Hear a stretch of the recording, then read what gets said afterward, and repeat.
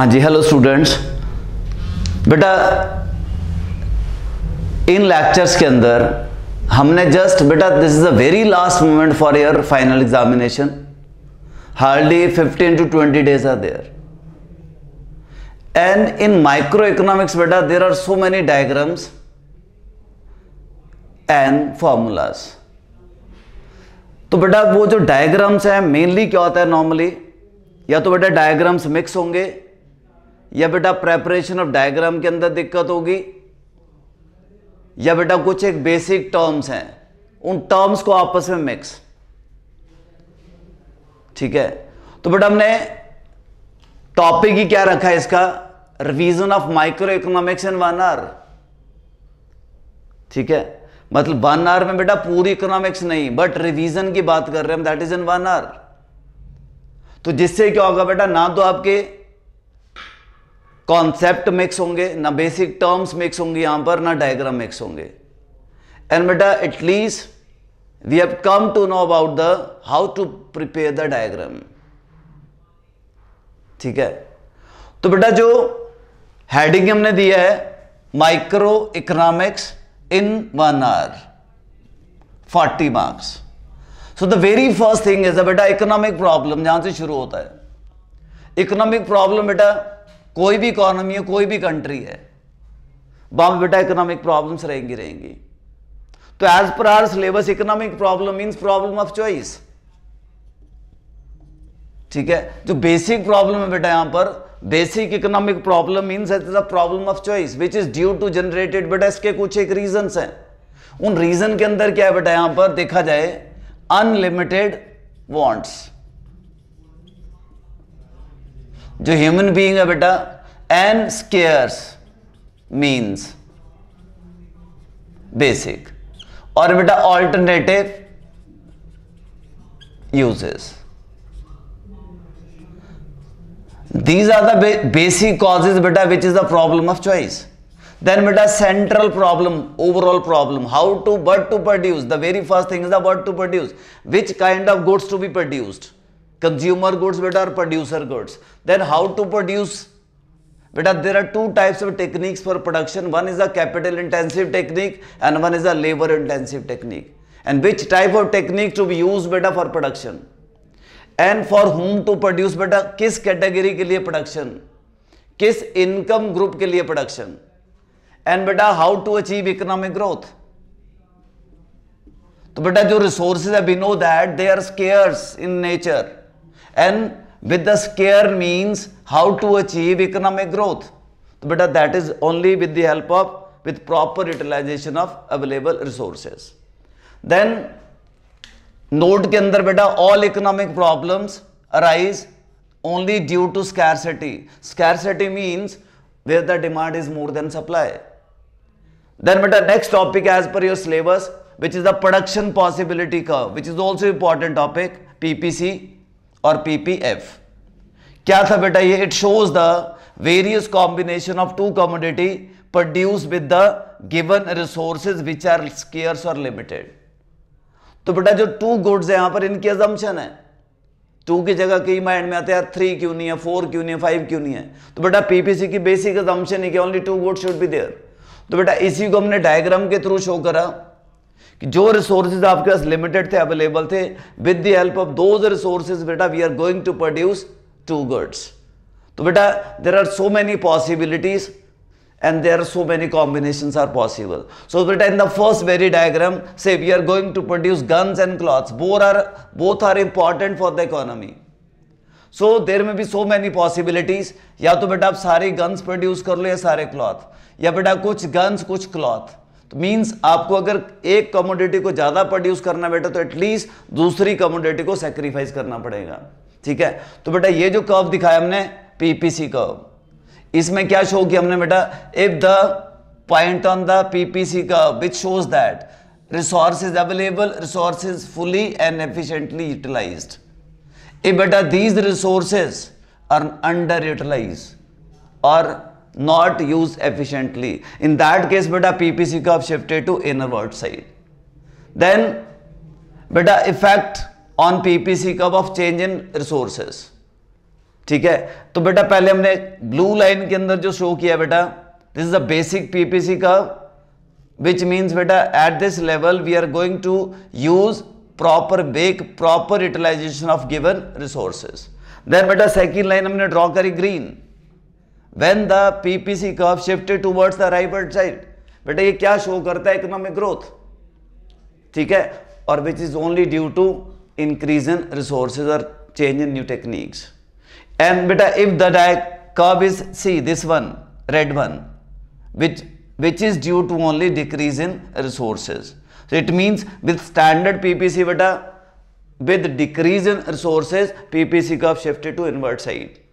Then beta shape of PPC curve, ये जो shape है, ये बेटा क्या है आपके पास? shape of PPC curve concave to the origin, ठीक है, and which is due to increase in MRT. and बेटा MRT है क्या? margin rate of transformation, which means unit of one commodity sacrificed divided by बेटा more units of other goods commodity produced. अगर बेटा आप एक यूनिट सेक्रीफाइस करेंगे एक कमोडिटी का with the motive to gain और production of more units of other commodity, तो बेटा इस रेट को क्या बोलेंगे? एमआरटी.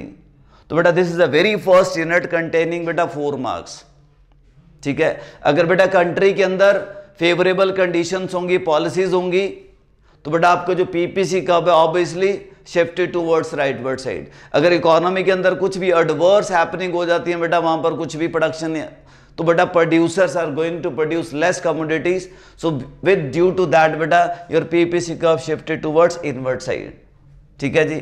तो बेटा basic problems, central problems and PPC with the diagram, ठीक है जी। तो बेटा first is the 4 marks unit. Next unit ऐसी के अंदर बेटा which is the most important unit, that is what? Utility, consumers equilibrium, demand and elasticity of demand, ठीक है। लेंथी यूनिट है बेटा बट स्कोरिंग है, ठीक है। तो फर्स्ट ऑफ ऑल बेटा we have to clear the meaning of utility. बेटा यूटिलिटी है क्या? Basically it's the power of satisfying wants, ठीक है।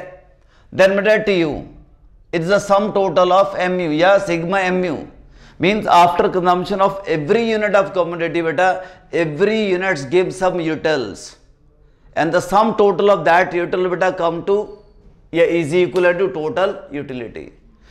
mu beta marginal utility, addition in the tu due to addition in the quantity, तो बेटा जो भी उसके अंदर चेंजेस आएंगी उसकी एवरेज, एंड बेटा mu में भी पॉजिटिव, में भी जीरो और में भी नेगेटिव, ठीक है जी। तो बेटा इनके बीच में एक रिलेशन बनता है विच इज व्हाट?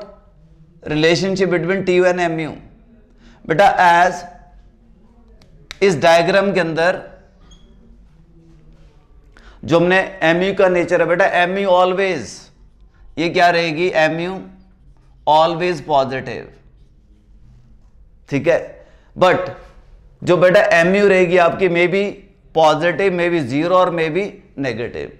तो जो बेटा रिलेशन निकल के आता है when T U increasing M U बेटा डिक्रीजिंग, यहां से टी यू बेटा इंक्रीज हो रहा है, एम यू क्या हो रहा है? डिक्रीज। व्हेन बेटा T U is the maximum, M U is the minimum. When T U starts falling, M U बेटा नेगेटिव। तो बेटा इनके बीच में relation which is important one.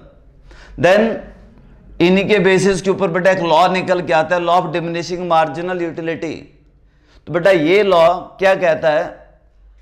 This law states that after consumption of 1 unit of commodity, its marginal utility goes on decreasing or diminishing, which may be become zero, positive or negative. तो बेटा ये उसका एक diagram है MU का। बेटा nature MU का, MU हमेशा क्या होगी? स्लोप डाउनवर्ड, ठीक है, क्योंकि बेटा as the satisfaction level increase, तो बेटा marginal utility from every unit decrease, ठीक है। तो उस वजह से बेटा इसकी जो शेप रहेगी स्लोप्स डाउनवर्ड रहेगी। तो बेटा इसके कुछ एक अजम्पशन है कि utility can be measures in cardinal numbers 1 2 3, size of unit should be same, मतलब साइज ऑफ यूनिट जो बेटा हम कंज्यूम कर रहे हैं, consumption should be continue, gap नहीं चाहिए उसके अंदर, एंड बेटा no change in the price and income of the consumer. तो बेटा ये सारी उसकी अजम्पशन है। एंड बेटा कंज्यूमर का behaviour that should be rational, ठीक है, जिसकी वजह से बेटा ये लॉ जनरेट हुआ है, ठीक है। तो बेटा इसकी कुछ एक्सेप्शन भी है कि जैसे ड्रंकर्ड है कोई, या बेटा गुड बुक्स है, पोइम्स हैं, वहां पर ये लॉ अप्लाई नहीं होता है, ठीक है। तो exceptions are there, law and बेटा उसका डायग्राम। तो डायग्राम के अंदर एमयू वही दिखा रहा है कि after every unit of consumption its MU goes on decreasing, और एट वन स्टेट बेटा इट बिकम्स जीरो और नेगेटिव, ठीक है। तो उसकी assumption एंड एक्सेप्शंस, बिकॉज बेटा every law has some assumptions and every law has some exceptions.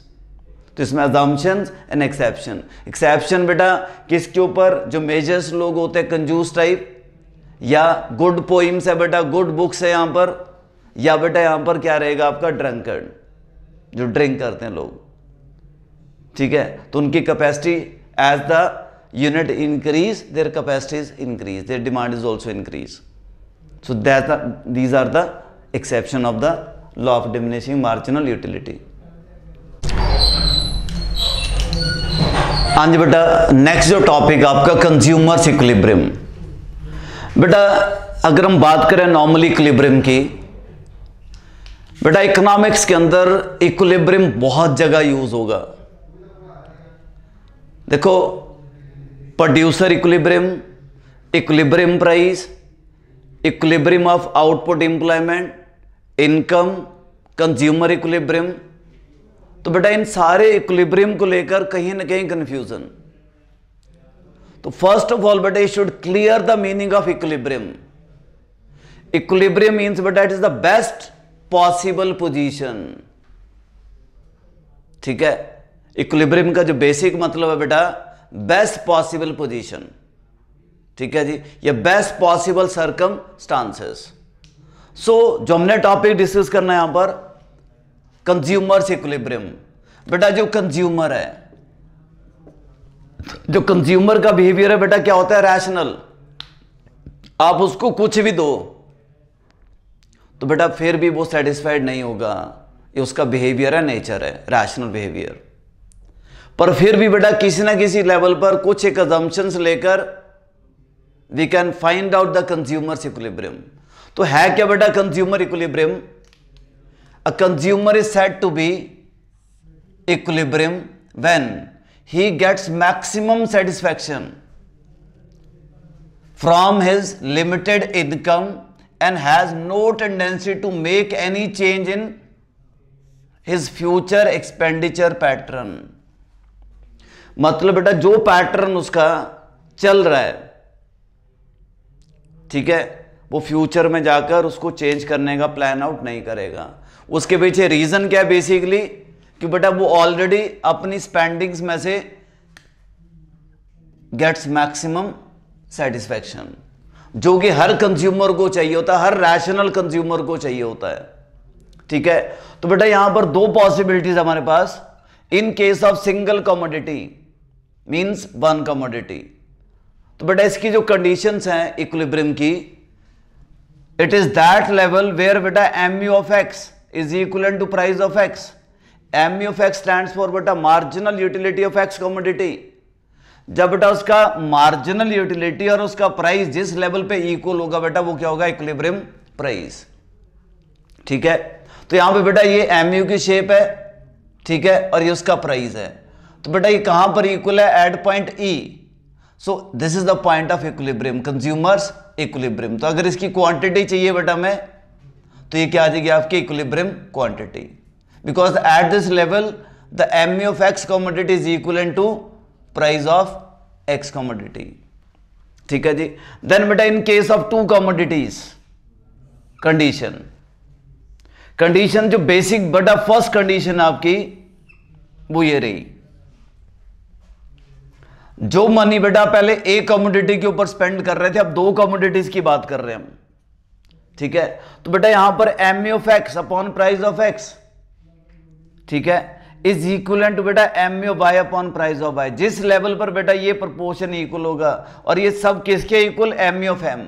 MU of M stands for बेटा marginal utility of money, और PX QX मतलब P X price of X commodity into quantity of X plus P Y Q Y, ये किसका product है बेटा, bye commodity का, उसका price और quantity is equivalent to M, M means total income, means बेटा जो आपने टोटल इनकम स्पेंड करने का प्लान करा था on two commodities, if the total expenditure on X commodity plus total expenditure on Y commodity is equivalent to M मतलब total income, तो बेटा ये भी क्या होगा, कंज्यूमर्स इक्विलिब्रियम।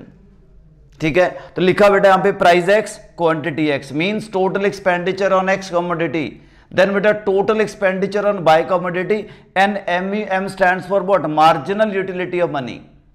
ठीक है जी, तो बेसिक कंडीशन ये है बेटा। और अगर हम एक और जनरल बात करें बेटा, with the last rupee spending on two commodities x और वाई गिव्स बेटा same level of marginal utility. ठीक है, कि अगर बेटा जो भी आपने लास्ट रुपी स्पेंड करना है दोनों कमोडिटीज के ऊपर बेटा, विच गिव और यील्ड इक्वल मार्जिनल यूटिलिटी। ठीक है, तो उनसे आपको जो मार्जिनल यूटिलिटी मिलेगी with the spending of last rupee on both the commodity should be equal. ठीक है, तो बेटा ये था आपका कंज्यूमर्स इक्विलिब्रियम। मतलब बेटा जो भी कंज्यूमर है नॉर्मली, जब भी वो किसी, आप भी कंज्यूमर हो नॉर्मल, जब भी बेटा आप उस अपनी इनकम को स्पेंड करते हैं बेटा, तो इन रिटर्न्स यू वांट मैक्सिमम। ठीक है, और बेटा किसकी वजह से होगा, कंज्यूमर की वजह से, क्योंकि बेटा कंज्यूमर का बिहेवियर ही क्या है, रैशनल। ठीक है, तो जो भी उसकी स्पेंडिंग्स रहेंगी out of his limited sources on commodities, तो बेटा in return he want maximum satisfaction. ठीक है, और जिस लेवल के ऊपर उसको सेटिस्फैक्शन मिल रही है बेटा, वो क्या होगा आपका कंज्यूमर्स इक्विलिब्रियम, मतलब कंज्यूमर्स के लिए बेस्ट पॉसिबल सिचुएशन। अगर वो इनकम एक ही कमोडिटी के ऊपर स्पेंड कर रहा है बेटा, तो कंडीशन ये रही थी। ठीक है, M of X is equal to price of X, और दूसरी कंडीशन इसके अंदर जबरदस्ती ऐड ऑन हो जाएगी बेटा, वो क्या है, M U goes on diminishing. तो बेटा एम यू का तो नेचर यही है। ठीक है, तो बेटा ये डायग्राम भी आपके पास, तो this level consumer equilibrium, but whereas इसकी कंडीशन और ये बेटा, तो ये in case of two commodities, तो बेटा आ गया आपका कंज्यूमर्स इक्विलिब्रियम। इसकी बेटा अलग अलग अप्रोचेज है। अगर हम बात कर रहे थे ये, तो बेटा यूटिलिटी को लेकर तो ये कार्डिनल अप्रोच है, कार्डिनल और यूटिलिटी एनालिसिस अप्रोचेस। जब भी कार्डिनल नंबर और यूटिलिटी एनालिसिस बेटा, तो उसमें ये पॉसिबिलिटीज है सिंगल और टू कमोडिटीज और इनकी बेसिक कंडीशन। बट हम बात करें अगर बेटा उसके मीनिंग की, तो वो ही है। ठीक है जी, तो ये बेटा आपका मोस्ट इंपॉर्टेंट टॉपिक है आपका consumers equilibrium. Consumer's equilibrium with ordinal और बेटा आईसी एनालिसिस। बेटा इसका एक और नेम है हिक्सियन अप्रोच। ठीक है, तो बेटा जो टॉपिक आपका वो कंज्यूमर इक्विलिब्रियम है, बट यहां पर जो अप्रोच है बेटा वो आईसी एनालिसिस है, ऑर्डिनल अप्रोच है, हिक्सियन अप्रोच है। तो उससे पहले बेटा मैं एटलीस्ट कुछ एक टर्म्स क्लियर करनी है। The very first one is the indifference curve. है क्या बेटा, ये कहता है it shows the different combination of two commodity that yield equal level of satisfaction on all point. ठीक है, तो बेटा अलग अलग कॉम्बिनेशन है बेटा, और वो उन कॉम्बिनेशंस के ऊपर जो भी कॉम्बिनेशन रहेगा that yield equal level of satisfaction on all point. जिसकी शेप है बेटा that is a convex to the region. ठीक है, जैसे मैंने एप्पल और बनानास की बात करी, अगर बेटा आपको मैक्सिमम, अगर से एप्पल की जगह आपको बनाना कंज्यूम करना है बेटा, तो आपको एप्पल को सेक्रीफाइस करना पड़ेगा बनानास के लिए। अगर और बनाना कंज्यूम करना है तो और एप्पल सेक्रीफाइस करने पड़ेंगे, अगर और तो बेटा और। ठीक है, तो मतलब इसको बोलते क्या नॉर्मली हम, ये किसकी वजह से है बेटा, ये due to MRS, margin rate of substitution. तो बेटा एमआरएस है क्या, MRS of X and Y, मतलब एमआरएस ऑफ एप्पल और bananas, change in X by change in Y. ठीक है, तो बेटा जो आपने गेन करा और जो सैक्रिफाइस करा उसके प्रोपोर्शन को क्या बोलते हैं, margin rate of substitution. Utility gained is equal to utility lost.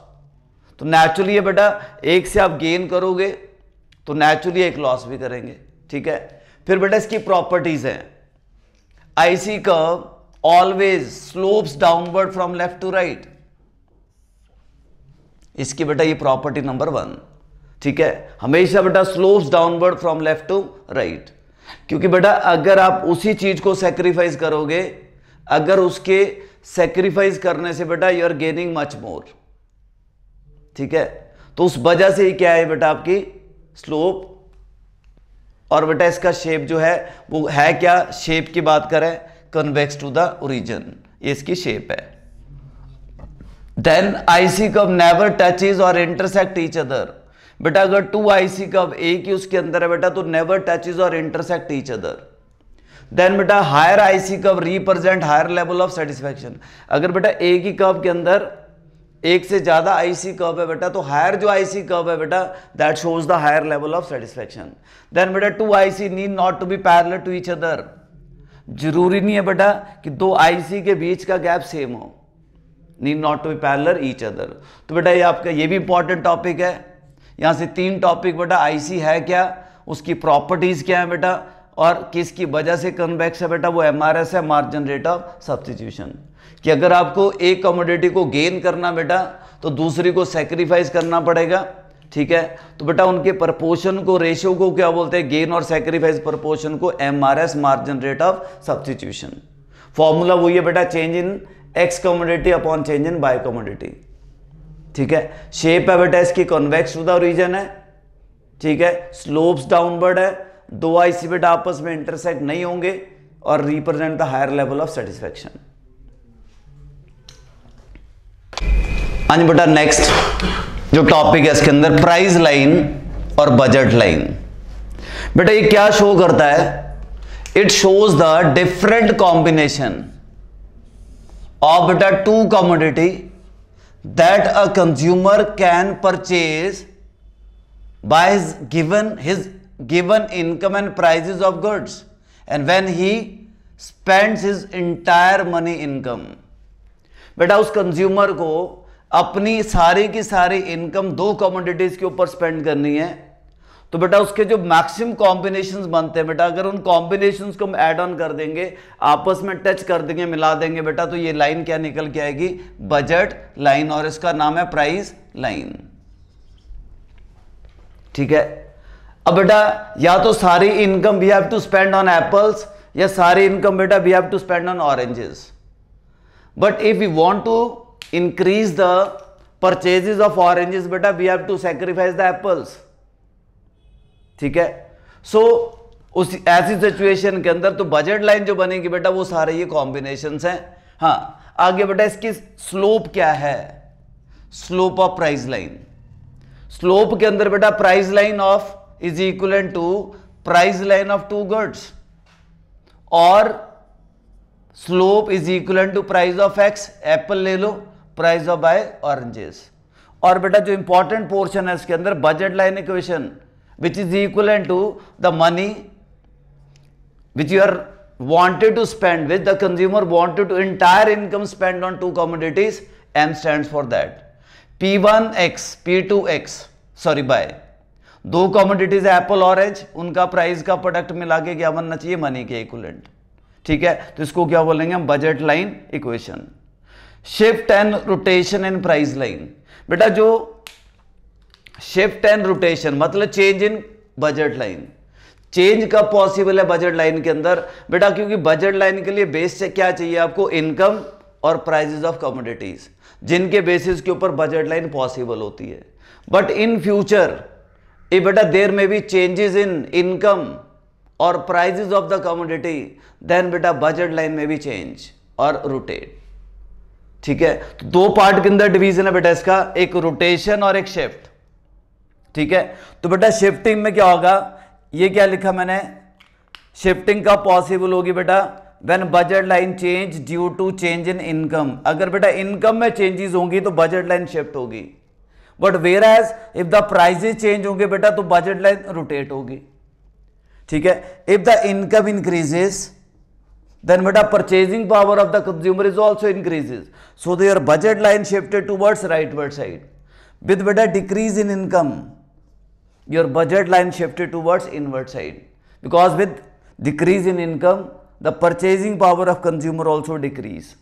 Whereas this is a basic budget line. Say if the price of oranges decrease and no change in the prices of apple, तो उस case में क्या होगा बेटा, the budget line is rotated toward outer side.